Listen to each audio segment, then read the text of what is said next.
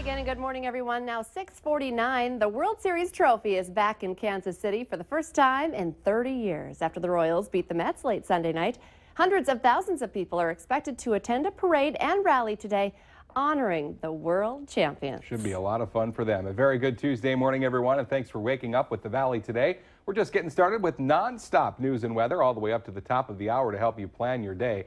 And we start with the big election story just about 10 minutes away from go time. It is election day for a number of school districts across the valley, and the polls are set to open at 7 a.m. The big theme today is school improvements, with several area districts asking voters for money. Here's a look at some of the biggest issues. Moorhead voters are deciding a $78 million school bond referendum. And people in the Dilworth-Glendon-Felton district are voting on $31 million for schools. In Detroit Lakes, voters are weighing in today on a $68 million bond request. And in East Grand Forks, they've got a $20 million bond question on the ballot. If you'd like to see a full list of today's elections, you can head to our website, valleynewslive.com, and click on the hot button.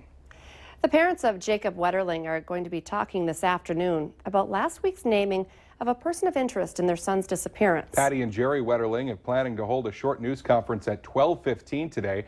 Now, last week, Danny Heinrich was arrested and charged in a child pornography case. He was also named as a person of interest in Wetterling's 1989 disappearance, but so far no charges have been filed there. He is due in court tomorrow on the child pornography charges. It's now 6:51. Time for weather and traffic on the ones, and we check in first with meteorologist Lisa Green on this Tuesday morning. Good morning. We've got some lovely sunshine developing here. You can see the sunrise looking pretty good in Fargo-Moorhead, and we're going to be on the mostly sunny side all day long in Fargo. A few passing clouds, but that'll be about it. It's looking great. Starting off this morning with temperatures in the 30s and low 40s, and on our hourly planner, expect those temperatures to rise into the low 60s for afternoon highs, and wind a little breezy, but not bad. We'll see winds gusting into the 20s at times, probably low 20s, switching from a northeasterly to a southeasterly direction here for us today. So looking really nice ahead of us here in Fargo and in the Southern Valley. Up north, we've got a different situation there. That's where we've got some patchy dense fog. Cavalier, Langdon, visibility is down to 0. We've been at 0 for some time with a little break earlier, but not looking great for travel there. 1 mile in Hallock and Rosa at 1.5 miles. There's a little mist up in that region, and in addition to that, that fog. Grand Forks is a little better off at 7 miles. Cooperstown, though, starting to see the visibility come down just a little bit there at 3, and Jamestown's at 6. Looking at our radar and our satellite, I mentioned that mist. We're rain trying to show up here. It's getting picked up in the upper levels of the atmosphere by radar, but not quite making it to the ground. Some cloud cover, of course, associated with that, too, and that's going to exit to the north here over the next several hours this morning. So a couple of sprinkles, a little mist for you this morning there, but then eventually things quiet down.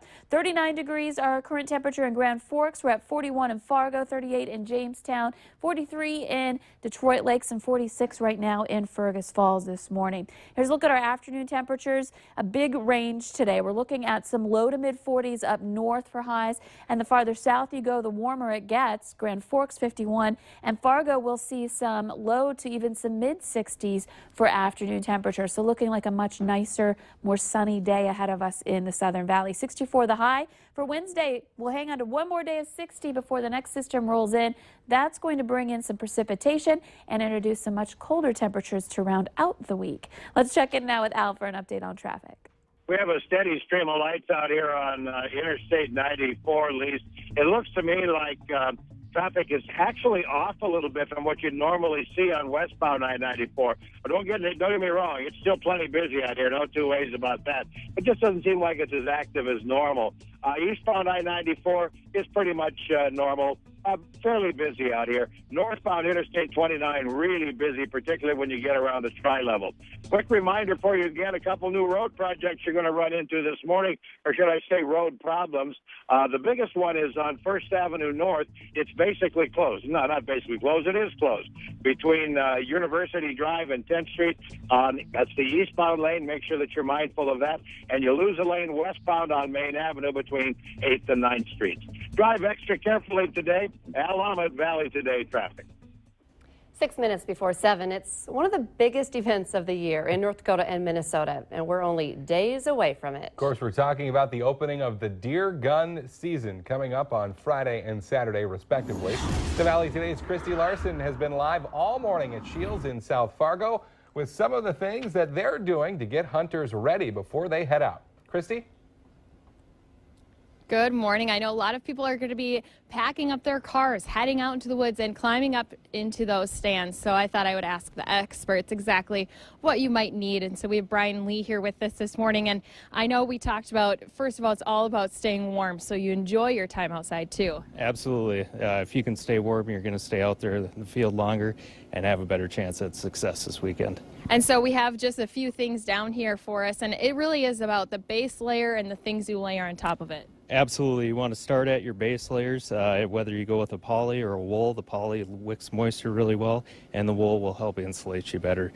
From there, you can go to your mid layers and your outer layers, just anything you need to help you stay warm and comfortable on that hunt. And even those little toes, we like to keep our feet warm too, so you guys even have those insulated soles here and even those newer boots so that when you're, walking through the woods, you aren't getting those feet wet. Absolutely, yeah. The toes are always the first to go, so stop by, get your Thermacell insulated insoles and stay warm. And the Blaze Day is coming up on Thursday. If people haven't left town, that's the day to come. Absolutely. Stop by Thursday, 9 a.m. to 9 p.m. Pick up your last-minute deals. Got a lot of events going on with it, too. Going to have some live deer, some 30-point bucks for you guys to see from 11 to 7.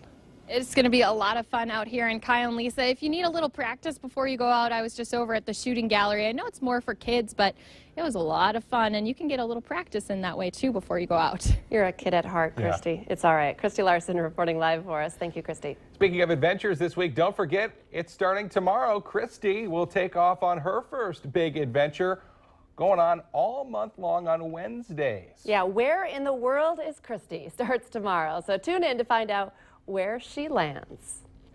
There's new information on a story we told you about yesterday of the report of a needle found in a child's Halloween candy in Brainerd, Minnesota.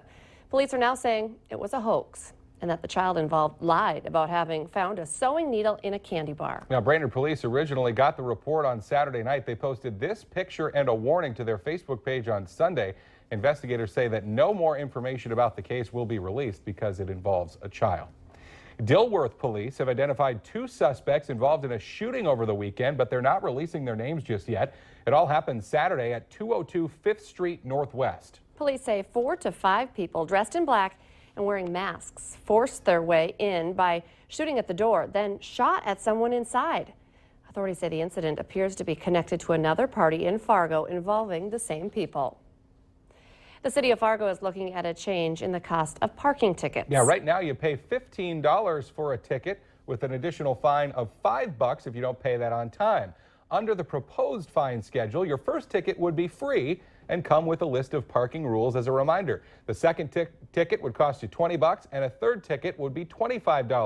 Now, if a person gets 4 tickets in a 6-month period, the maximum fine would be $30, but if you're fine free for 6 months, the schedule resets, which means you'd start at 0 for that first violation.